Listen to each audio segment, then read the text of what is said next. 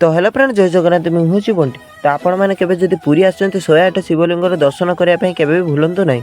पुरी जगन्नाथ मंदिर ठू मात्र 5 ରୁ 6 किलोमीटर दूरता। आगामी भिडियो में आपण मानक जनईली माता मठर सौंदर्य एवं माता मठर मात्र 500 मीटर दूर में मंदिर आपण मैंने पाइबे। यही चकटी हूँ महाप्रभुंर रथर चक।